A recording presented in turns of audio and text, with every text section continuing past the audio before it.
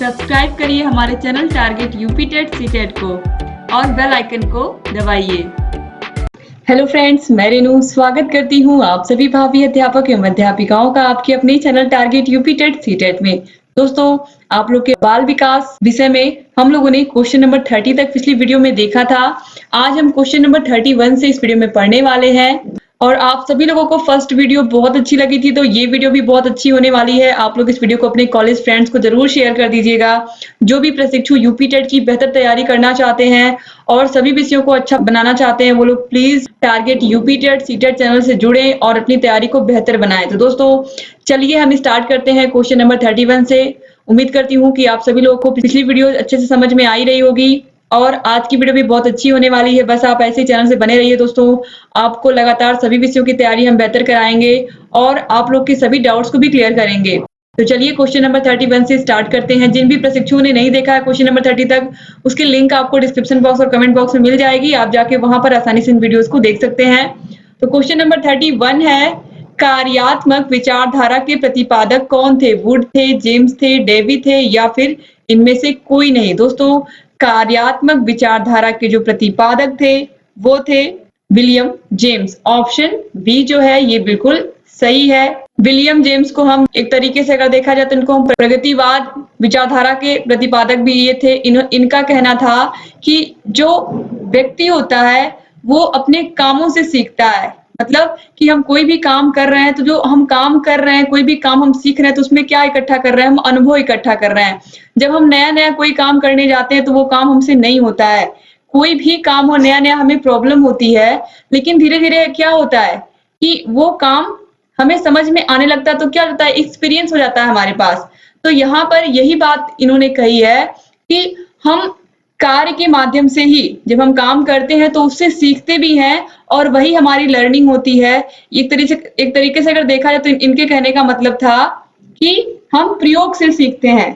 तो इसीलिए ये प्रगतिवादी विचारधारा के प्रतिपादक थे या कार्यात्मक विचारधारा भी इसको हम कहते हैं। इसके बाद क्वेश्चन नंबर 32 है, आत्मनिरीक्षण प्रणाली किसने विकसित की थी? वुड ने, जेम्स ने, थॉर्नडाइक ने या टिचनर ने? दोस्तों, राइट आंसर है ऑप्शन ए, वुड ने। आत्मनिरीक्षण प्रणाली किसने विकसित की थी? याद रखिएगा, किसने? वुड ने। क्वेश्चन नंबर 33 है, मनोविज्ञान का सिद्धांत नामक पुस्तक किस मनोवैज्ञानिक द्वारा लिखी गई थी? थॉर्नडाइक द्वारा, जेम्स द्वारा, डीवी द्वारा या इनमें से कोई नहीं? दोस्तों, यहाँ पर आप देखिए, मनोविज्ञान का सिद्धांत जो पुस्तक है ये लिखी गई थी जेम्स के द्वारा। याद रखिएगा आप लोग। क्वेश्चन नंबर 34 है, प्रयोगात्मक मनोविज्ञान के पिता के नाम से किसे जाना जाता है? प्रयोगात्मक मनोविज्ञान के पिता के नाम से हम किस मनोवैज्ञानिक को जानते हैं? जेम्स को, वुड को, थॉर्नडाइक को या डेवी को? राइट आंसर दोस्तों यहाँ पर हो जाएगा ऑप्शन बी, वुड को हम जानते हैं। याद रखिएगा आप लोग। इसके बाद क्वेश्चन नंबर 35 है, किस मनोवैज्ञानिक ने प्रयोगशाला की स्थापना सर्वप्रथम की थी? वुड ने, जेम्स ने, पाउलो ने या थॉर्नडाइक ने? दोस्तों, यहाँ पर राइट आंसर है विलियम वुंट ने। विलियम वुंट ने की थी। तो याद रखिएगा, इस तरीके से डब्ल्यू वुंट भी कहीं कहीं आपको लिखा मिल जाएगा। तो इस तरीके से यहां पर याद रखिएगा कि विलियम वुंट ने सबसे पहले जर्मनी में, कहां पर?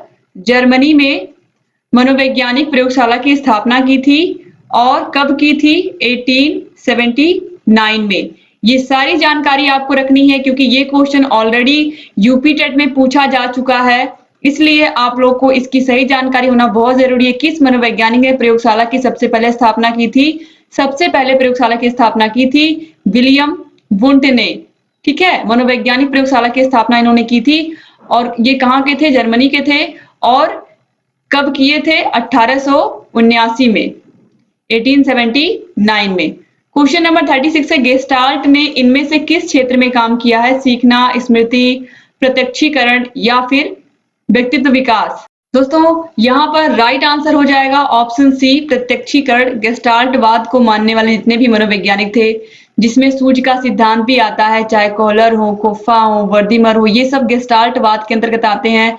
इनके कहने का मतलब है कि जो भी व्यक्ति है वो प्रत्यक्ष सीखता है, एकाएक उसको ज्ञान की प्राप्ति होती है, जिसे हम सूझ का सिद्धांत भी कहते हैं। तो यहाँ पर ऑप्शन सी जो है ये बिल्कुल सही हो जाएगा। क्वेश्चन नंबर 37 है, मनोविज्ञान में किस विचार को प्रथम बल के नाम से जाना जाता है? मनोवैज्ञानिक विश्लेषण को, संज्ञानात्मकता को, कार्यवादी को या मानव परकता को? राइट आंसर है दोस्तों, मनोवैज्ञानिक विश्लेषण को प्रथम बल के रूप में माना जाता है। मनोविज्ञान में किस विचार को प्रथम बल के नाम से जानते हैं? तो मनोवैज्ञानिक विश्लेषण को। कोई भी बात हमारे पास आती है तो उसका हम मनोवैज्ञानिक विश्लेषण करते हैं। क्वेश्चन नंबर 38 है, निम्न में से किस दूसरे नाम से भी हम व्यवहारवाद को जानते हैं? यानी कि व्यवहारवाद को और किस नाम से जानते हैं? द्वितीय बल, तृतीय बल, चतुर्थ बल या पांचवा बल? दोस्तों राइट आंसर यहाँ पर हो जाएगा ऑप्शन ए, द्वितीय बल। तो याद रखिएगा कि प्रथम बल को हम क्या कहते हैं? मनोवैज्ञानिक विश्लेषण। मनोविज्ञान में प्रथम बल को कहते हैं मनोवैज्ञानिक विश्लेषण और व्यवहारवाद को क्या कहते हैं? द्वितीय बल। अगर देखा जाए तो मनोविज्ञान में हम बच्चों के व्यवहारों का ही अध्ययन करते हैं और फिर उन्हीं के अनुसार उन्हें शिक्षा देते हैं, तो इसीलिए व्यवहार को द्वितीय बल के रूप में यहाँ पर रखा गया है। इसके बाद क्वेश्चन नंबर 39 है, मनोविज्ञान में तृतीय बल निम्न में से किसे कहा जाता है? संज्ञानात्मकता, सामाजिकता, मानवीयता परक या ये सभी? तो राइट आंसर है दोस्तों ऑप्शन सी, मानवीयता परक। यहाँ पर कहने का तात्पर्य है कि हमें बच्चों से इस तरीके से पेश आना है मानवीयता की तरह, या फिर ये कह सकते हैं कि बहुत ही सहानुभूतिपूर्ण व्यवहार करना है बच्चों से स्कूल में। तो ये तृतीय बल के रूप में आता है कि पहले बल जो आपने देखा वो है मनोवैज्ञानिक विश्लेषण, दूसरा क्या आपने देखा? व्यवहारवाद, यानी कि बच्चों के व्यवहार के अकॉर्डिंग ही शिक्षा देनी है। तीसरा, उनसे हमें बहुत ही अच्छे से बात करनी है, बहुत ही अच्छे से कोई भी बात हमें समझानी है। क्वेश्चन नंबर 40 है, भारत में प्रथम मनोवैज्ञानिक प्रयोगशाला की स्थापना कहाँ की गई? भारत में प्रथम मनोवैज्ञानिक प्रयोगशाला की स्थापना कहाँ की गई? बंबई में, कलकत्ता में, दिल्ली में या मद्रास में? राइट आंसर है दोस्तों कलकत्ता में की गई थी। और दोस्तों यहाँ पर देखिए मनोवैज्ञानिक प्रयोगशाला की स्थापना जो की गई थी वो कहाँ की गई थी? कलकत्ता में की गई थी। ये भी इंपॉर्टेंट क्वेश्चन है। और किसने की थी? भारत में प्रथम मनोवैज्ञानिक प्रयोगशाला की स्थापना अगर कलकत्ता में हुई थी तो की किसने थी? किसने की थी? A.N. सेन गुप्ता जी ने की थी। तो जो मनोवैज्ञानिक थे उनका नाम क्या था? A.N. सेन गुप्ता। तो क्वेश्चन नंबर 41 आप देखिए सेम वही क्वेश्चन पूछा है कि निम्न में से किसने भारत में प्रथम मनोवैज्ञानिक प्रयोगशाला की स्थापना की थी? तो किसने की थी? तो यहाँ पर आप देखिए ऑप्शंस में कहां पर A.N. सेन गुप्ता है, तो आपको ऑप्शन नंबर ए में दिखेंगे A.N. सेन गुप्ता। तो ऑप्शन ए बिल्कुल सही हो जाएगा, याद रखिएगा, ये भी इंपॉर्टेंट क्वेश्चन है। इसके बाद क्वेश्चन नंबर 42 है, थॉर्नडाइक ने बुद्धि की प्रकृति के विषय में निम्नलिखित में से कौन सा सिद्धांत माना है? एक शक्ति सिद्धांत, विविध सिद्धांत या विविध शक्ति सिद्धांत, बहुशक्ति सिद्धांत या द्विशक्ति सिद्धांत? दोस्तों थॉर्नडाइक ने बुद्धि की प्रकृति के विषय में बात की है तो उन्होंने माना है बहुशक्ति सिद्धांत को। याद रखिएगा आप लोग, ये भी इंपॉर्टेंट क्वेश्चन है। थॉर्नडाइक ने बहुशक्ति सिद्धांत माना है, ऑप्शन सी बिल्कुल सही है। तो बहुशक्ति सिद्धांत किसने दिया है? कभी कभी एग्जाम में ऐसे भी पूछ लेता तो किसने दिया है? थॉर्नडाइक ने दिया है। और थॉर्नडाइक ने अपना प्रयोग किस पर किया था? बिल्ली पर किया था, ये भी याद रखिएगा। क्वेश्चन नंबर 43 है, स्पीयरमैन बुद्धि की प्रकृति को लेकर निम्नलिखित में से कौन सा सिद्धांत मानते हैं? एक शक्ति सिद्धांत, विविध शक्ति सिद्धांत, बहुशक्ति सिद्धांत या द्विशक्ति सिद्धांत? दोस्तों राइट आंसर यहाँ पर हो जाएगा ऑप्शन नंबर डी, द्विशक्ति सिद्धांत। इन्होंने द्विशक्ति सिद्धांत को माना था और इसके विषय में मैं आप क्लास में डिटेल में पढ़ाने वाली हूँ। ऑलरेडी मैंने पढ़ाया भी है। जिन प्रशिक्षुओं ने देखा है बुद्धि नामक चैप्टर को उन्हें पता भी होगा बहुत ही अच्छे से मैंने, चाहे थॉर्नडाइक का सिद्धांत हो चाहे स्पीयरमैन का हो, उसकी लिंक मैं डिस्क्रिप्शन बॉक्स में आपको दे दूंगी। जिन भी प्रशिक्षुओं को डिटेल से पढ़ना है, बुद्धि पूरा चैप्टर मैंने बहुत ही अच्छे से पढ़ाया है और एग्जाम्पल दे देकर आपको समझाया है ताकि आसानी से आपको ये याद हो जाए कि द्विशक्ति सिद्धांत स्पीयरमैन ने दिया था, बहुशक्ति सिद्धांत थॉर्नडाइक ने दिया था। अब इसके बाद हम आगे बढ़ेंगे। क्वेश्चन नंबर 44 है, जिस आयु में बालक की मानसिक योग्यता का लगभग पूर्ण विकास हो जाता है वह आयु कौन सी है? 14 वर्ष, 11 वर्ष, 9 वर्ष या 6 वर्ष? तो राइट आंसर दोस्तों हो जाएगा यहाँ पर ऑप्शन नंबर ए, 14 वर्ष। 14 वर्ष तक की अवस्था में एक बालक की मानसिक आयु या मानसिक योग्यता का लगभग पूर्ण विकास हो जाता है। तो आप याद रखिएगा कि किस आयु में बालक की मानसिक योग्यता का लगभग संपूर्ण विकास हो जाता है? 14 वर्ष की आयु में। इसके बाद क्वेश्चन नंबर 45 है, मानसिक विकास के लिए अध्यापक का कार्य है। बालकों को सीखने के पूरे पूरे अवसर प्रदान करना, छात्र छात्राओं के शारीरिक स्वास्थ्य की ओर पूरा पूरा ध्यान देना, व्यक्तिगत भेदों की ओर ध्यान देते हुए उनके लिए समुचित वातावरण की व्यवस्था करना। इसके अलावा उपरोक्त सभी तो बच्चों के मानसिक विकास के लिए केवल और केवल शारीरिक विकास तो उनका हो ही रहा है, लेकिन जब आप बच्चों को पढ़ाते हैं तो उससे क्या होता है, उनका मानसिक विकास भी होता है। तो मानसिक विकास बच्चों का कैसे होगा? बालकों को पूरा सीखने का अवसर देना है हमें। ये नहीं कि हमने क्लास में हम गए और हमने क्या किया, हमने लेसन पढ़ाया बच्चों को, उस पर कुछ प्रश्न करवा दिए या कुछ क्वेश्चन आंसर करवा दिए, उसके बाद हमारा काम खत्म हो गया। ऐसा नहीं है। हमें बच्चों को सीखने का पूरा अवसर देना है, यानी कि हमें कोशिश करनी है कि कोई भी चैप्टर हम पढ़ा रहे हैं तो बच्चों को व्यवहार में उस चीज को लाने को कहें, उस पूरी प्रक्रिया को व्यवहार में लाने की कोशिश करें बच्चे, और वे सीखें, अपने मन से सीखें। तो इस तरीके से बच्चों को आपको अवसर देना है, आपको सोचने का अवसर देना है। किसी भी प्रश्न को आप पूछिए, पहले देखिए वो बच्चे आंसर कर पा रहे हैं या नहीं कर पा रहे हैं, अपने मन से वो क्या सोचते हैं, फिर आप उसका आंसर बताइए। तो इस तरीके से यहाँ पर बताया गया है। और छात्र छात्राओं के शारीरिक स्वास्थ्य की ओर पूरा पूरा ध्यान देना, ये तो बहुत जरूरी है। इसके अलावा व्यक्तिगत भेदों की ओर ध्यान देते हुए उनके लिए समुचित वातावरण की व्यवस्था करना। यहाँ पर ये कहा गया है कि व्यक्तिगत भेदों से तात्पर्य कि अगर जो बच्चे पेंटिंग अच्छा करते हैं तो उन्हें आपको क्या करना है, उन्हें और प्रोत्साहित करना है कि तुम और अच्छा पेंटिंग बना सकते हो। अगर कोई बच्चा सिंगिंग में अच्छा है तो उसे आप क्या करोगे, आप उससे कहोगे कि सिंगिंग की क्लास भी लो, गाना भी सीखो, इस तरीके से। तो अगर बच्चे का जो टैलेंट है आप क्या करोगे, आप उस क्षेत्र में उसे बढ़ाने की कोशिश करोगे ताकि उसका मानसिक विकास और अच्छे से हो पाए। तो इन सब बातों का हमें ख्याल रखना है। तो उपयुक्त सभी जो है ऑप्शन डी ये बिल्कुल राइट आंसर हो जाएगा। क्वेश्चन नंबर 46 है, 7 वर्ष की आयु तक पहुंचते पहुंचते एक सामान्य बालक का शब्द भंडार कितना हो जाता है? 7 वर्ष, 7 ईयर का जब कोई बच्चा होता है तो उसके पास उसके माइंड में कितने शब्द होते हैं? लगभग 1000 शब्द, 6000 शब्द, 11000 शब्द या फिर 16000 शब्द। राइट आंसर है दोस्तों ऑप्शन बी 6000 शब्द। जब बच्चा 7 ईयर का होता है तो उसके पास कम से कम 6000 शब्द हो जाते हैं उसके माइंड में, उसके दिमाग में। ठीक है। अब इसके बाद क्वेश्चन नंबर 47 है, विद्यालय का बालक पर क्या प्रभाव पड़ता है? बालक के शारीरिक, मानसिक, सामाजिक, सांस्कृतिक तथा चारित्रिक विकास पर प्रभाव पड़ता है। बालक के व्यावसायिक विचारों पर है, बालक के व्यावसायिक विचारों पर भी प्रभाव पड़ता है, बालक के राजनीतिक विचारों पर भी प्रभाव पड़ता है, और उपरोक्त सभी। दोस्तों जो बालक का जो विद्यालय होता है, विद्यालय में बच्चा जाता है तो वहां पर उसका मानसिक विकास तो होता है क्योंकि वो हिंदी पढ़ रहा है, इंग्लिश पढ़ रहा है, गणित पढ़ रहा है, बहुत सारे सब्जेक्ट पढ़ रहा है।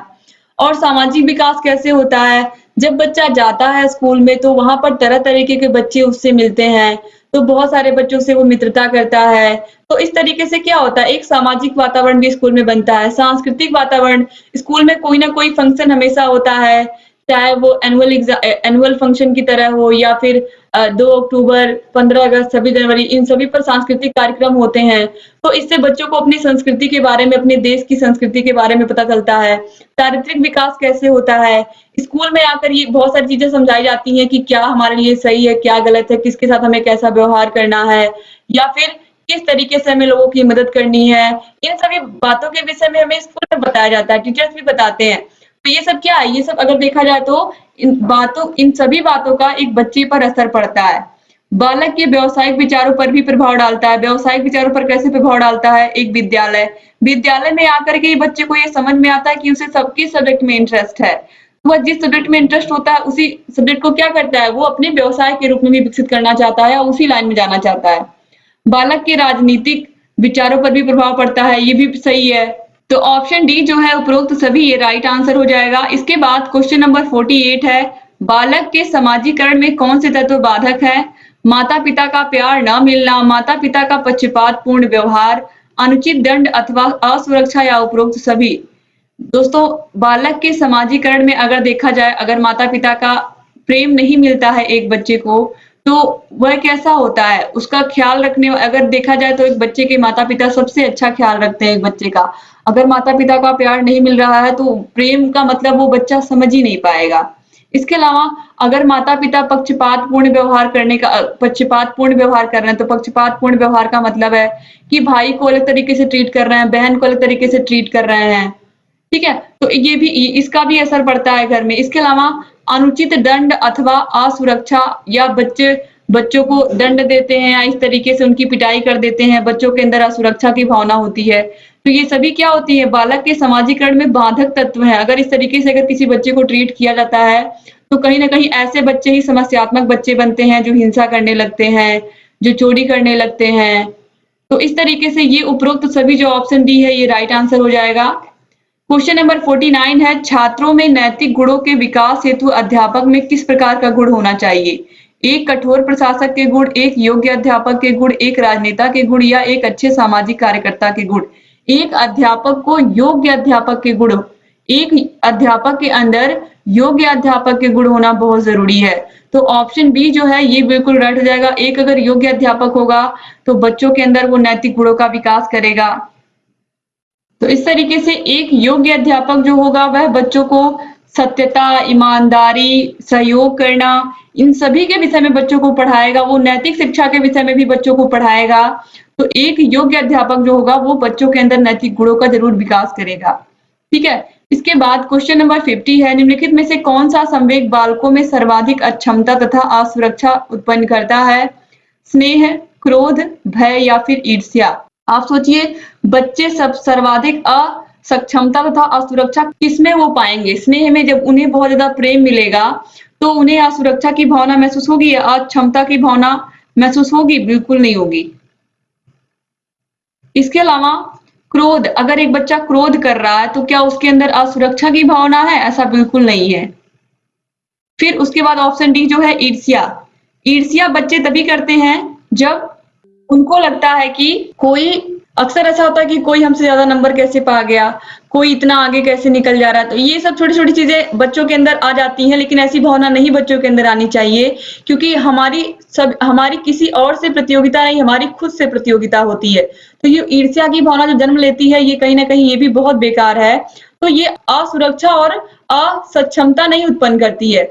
सबसे ज्यादा जो असुरक्षा की भावना उत्पन्न होती है बच्चों के अंदर, वो तब होती है जब उनको भय लगता है किसी चीज से, वो डरे होते हैं, तब उनको असुरक्षा की भावना महसूस होती है।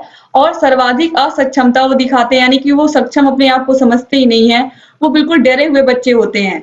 कुछ बच्चे ऐसे क्लास में होते हैं जो अपनी बातों को भी नहीं कह पाते, टीचर से इतना डरते हैं, जबकि टीचर बिल्कुल सीधे साधे वो अपनी अच्छे से क्लास में आके बच्चों को पढ़ा रहे हैं, फिर भी बच्चे डरे हुए रहते हैं, या घर में डरे हुए रहते हैं, माता पिता से डरे हुए रहते हैं। ऐसे बच्चे हमेशा असुरक्षित महसूस करते हैं अपने आप को। इसके बाद क्वेश्चन नंबर 51 है, निम्नलिखित में से किशोरावस्था की मुख्य समस्याएं हैं? शारीरिक विकास की समस्याएं, समायोजन की समस्याएं, काम और संवेगात्मक समस्याएं या उपरोक्त सभी? तो दोस्तों, जो किशोरावस्था होती है इसमें शारीरिक विकास की समस्याएं भी बच्चों को उत्पन्न होती हैं, समायोजन की समस्याएं भी होती हैं उनको, काम और संवेगात्मक समस्याएं भी उत्पन्न होती हैं। तो ऑप्शन डी जो है उपरोक्त सभी, ये बिल्कुल राइट आंसर हो जाएगा। क्वेश्चन नंबर 52 है, सामान्य बुद्धि बालक प्रायः किस अवस्था में बोलना सीख जाते हैं? जो सामान्य बुद्धि के बालक होते हैं वो किस अवस्था में बोलना शुरू कर देते हैं? 11 माह में, 16 माह में, 34 माह में या 51 माह में? राइट आंसर हो जाएगा ऑप्शन ए, 11 माह में।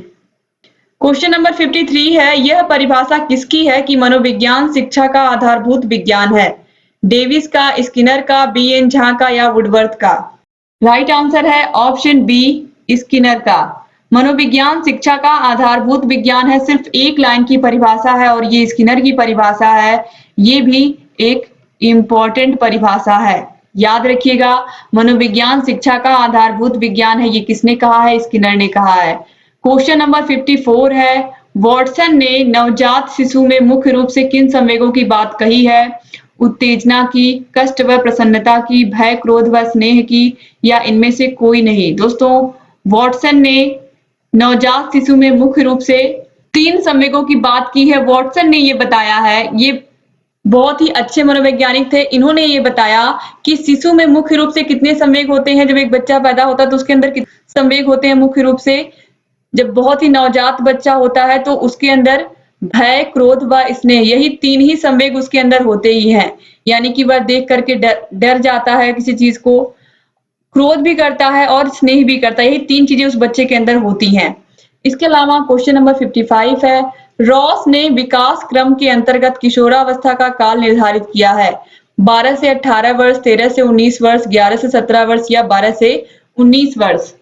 राइट आंसर है 12 से लेकर के 18 वर्ष तक को किशोरावस्था कहा है। किसने? रॉस ने कहा है। तो ये रॉस के विकास क्रम के अंतर्गत 12 से 18 वर्ष तक के जो बच्चे होते हैं वो किशोरावस्था के अंतर्गत आते हैं। क्वेश्चन नंबर 56 है, जब माता पिता के बच्चे उनके विपरीत विशेषताओं वाले विकसित होते हैं तो यहाँ पर कौन सा सिद्धांत लागू होता है? समानता का, विभिन्नता का या मूल जीवाणु की निरंतरता का या प्रत्यागमन का? तो राइट आंसर दोस्तों यहाँ पर हो जाएगा प्रत्यागमन का सिद्धांत। जब माता पिता के बच्चे उनके विपरीत विशेषताओं वाले पैदा होते हैं तो यहाँ पर प्रत्यागमन का जो सिद्धांत है वो लागू होता है। तो आपको याद रखना है प्रत्यागमन का सिद्धांत कब लागू होता है? जब किसी माता पिता के बच्चे उनके विपरीत विशेषताओं वाले विकसित होते हैं। क्वेश्चन नंबर 57 है, कितने माह का शिशु प्रौढ़ व्यक्ति की मुख मुद्रा को पहचानने लगता है? 4 से 5 मास का, 8 से 9 मास का, 5 से 7 मास का या 3 मास का? तो यहाँ पर ये मास का मतलब मंथ होता है, आपको पता ही है। तो दोस्तों यहाँ पर राइट आंसर हो जाएगा ए। 4 से 5 मंथ का जो बच्चा होता है वो किसी भी व्यक्ति की मुख मुद्रा को समझ जाता है कि वह इंसान हंस रहा है, कि वो क्रोध कर रहा है, तो वह बच्चा समझ जाता है। 4 से 5 महीने का बच्चा। इसके बाद क्वेश्चन नंबर 58 है, बालक का शारीरिक, मानसिक, सामाजिक और संवेगात्मक विकास किस अवस्था में पूर्णता को प्राप्त कर लेता है? शैशवावस्था, युवावस्था, बाल्यावस्था या किशोरावस्था?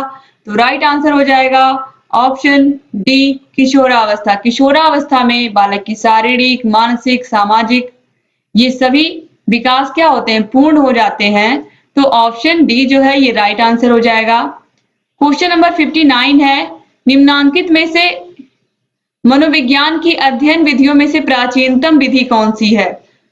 कौन सी विधि प्राचीनतम है? अंतर्दर्शन विधि, प्रयोगात्मक विधि, व्यक्ति इतिहास विधि या विकासात्मक विधि? तो राइट आंसर है दोस्तों ऑप्शन ए, अंतर्दर्शन विधि। ये सबसे पुरानी विधि है या प्राचीनतम।